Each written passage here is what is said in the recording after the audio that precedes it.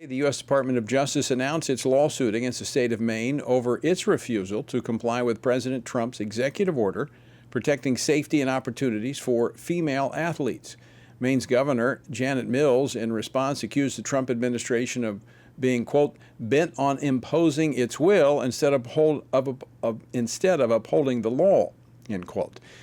But who is really upholding the law and who is imposing their will?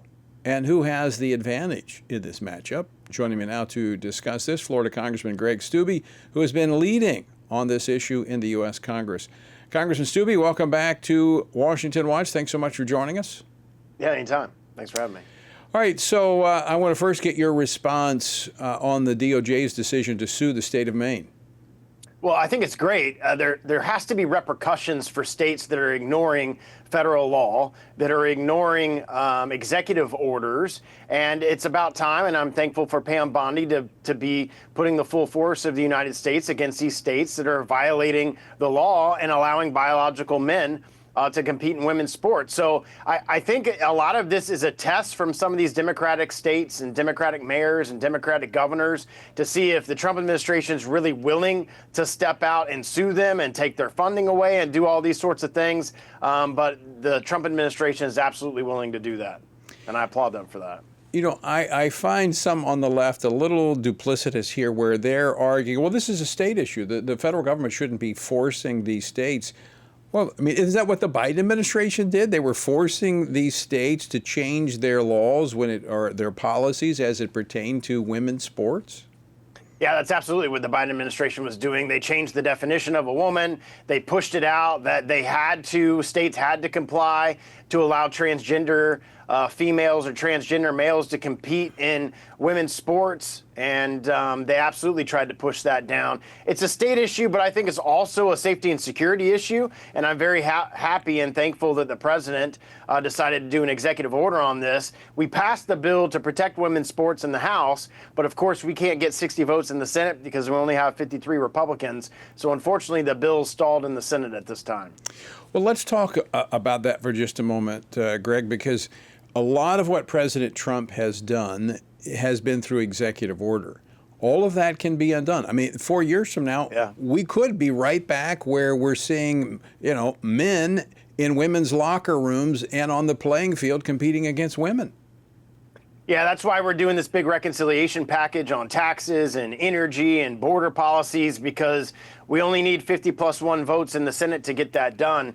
So you're right. If we can't get and strike some bipartisan support for these things, but the political reality of this, especially this women's and girls in sports bill that I passed, is they put members on the board and every Democrat voted to allow biological men in women's sports. And some of those senators are in tough races in 2026, like Ossoff in Georgia. So these are big political issues to put Democrats on the board that will be very helpful politically as we go into the 26 election cycle and the midterms with some of these very important Senate races. So I applaud the Senate for at least having a vote on it and having the different states know how their senators feel on this. But you're right. We have to come behind President Trump and do everything we can to try to codify what he's doing. And unfortunately, this bill didn't pass the Senate.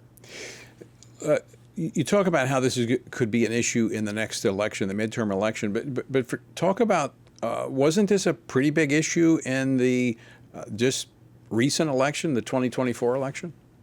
Yeah, I think it's one of the many reasons why Trump won. But if you look at the polling across political parties, this is a 75%, 80% issue. Democratic moms don't want their daughters with men in their locker rooms. I mean, it's a pretty well-supported thing across the country, regardless of political affiliation. And I think we made that statement pretty loud as the president supporting this and him getting elected. And I think there was a lot of independent and suburban women who supported the president because they were sick and tired of biological men in their daughters' locker rooms and competing with them on the playing field. So I agree with you. I do think that was an issue this past election, and I think it will definitely be an issue going into 26 for some of these senators that didn't have to vote on that bill the last time, and now they did.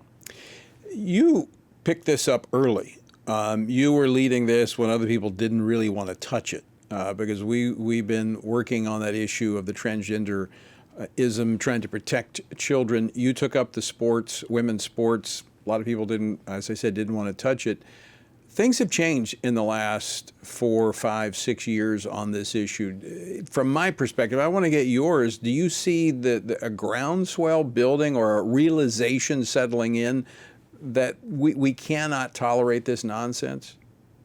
Yeah, when I first filed this, I filed it as an amendment to the Equality Act that the Democrats were doing on the House. We were in the minority at the time, and Nancy Pelosi wanted to push through this equality bill that redefined and had no definition of what a woman was. And I said, well, at least we can protect Title IX sports that Congress created for women's sports, and every Democrat voted against it. And back then the argument was this never happens, we're making this up. And even though we had instances where this has happened, but fast forward to today, I mean, just go on YouTube or Facebook or any type of social media, and you can find all sorts of instances where women have been denied scholarships, women have been denied medals, women have been denied all sorts of athletic opportunities because biological men competing with them.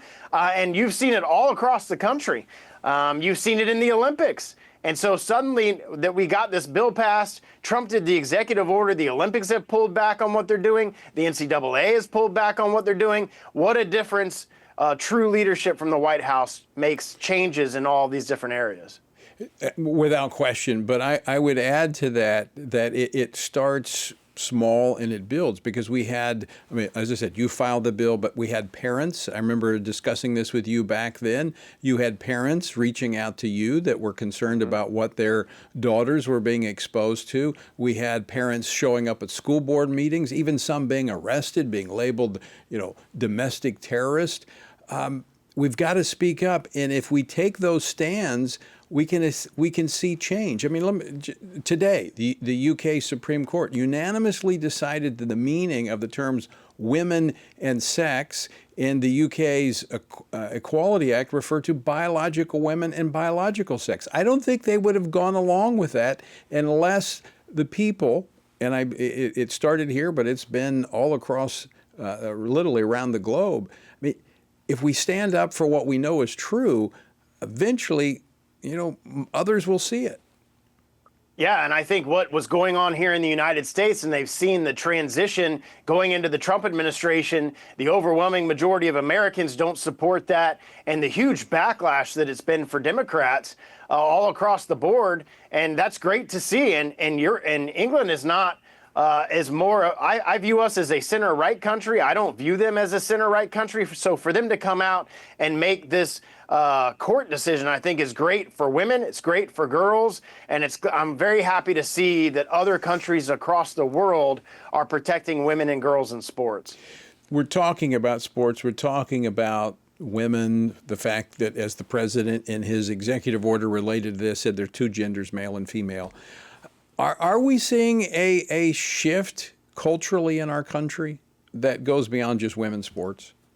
Yeah, I think so. I mean, I think after the election and Trump has taken a very strong stand on this issue, I think you've seen a lot of the universities pull back, the NCAA pulled back.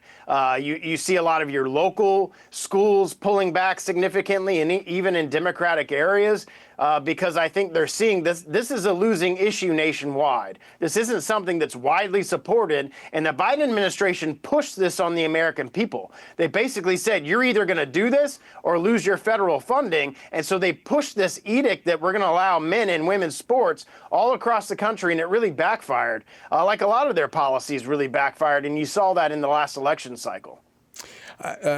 Congressman Steube, you want to shift gears here? We just have a couple minutes left. You also serve on the House Ways and Means Committee.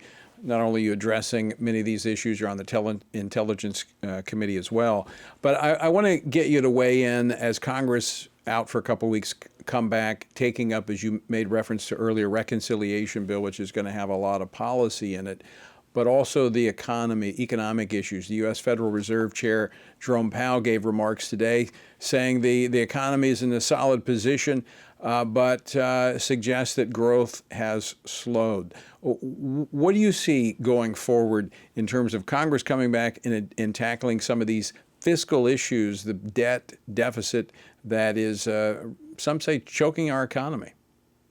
Yeah, after the Holy Week break, we'll go back in earnest because the budget reconciliation bill has passed. So each one of these different committees that handle pieces of the reconciliation bill will start marking up these different pieces of legislation. So for me in the Ways and Means Committee, it means taxes and a tax package, making Trump's Tax Cuts and Jobs Act permanent that we had 5 years ago. If we don't do that, then anybody that has 1099 or 199A deductions, any small businesses across the country is going to get a 20% tax increase. So E&C is going to be looking at an energy policy. Anything that we can add that has a budgetary impact, we'll be adding to these different bills in the different committees. We'll put it together on the floor and vote it out. So that's what Congress will be doing when we come back from after the break. A lot of work still ahead. Greg Steube, I want to thank you for joining us. Always great to see you. Yeah, anytime. Thank you.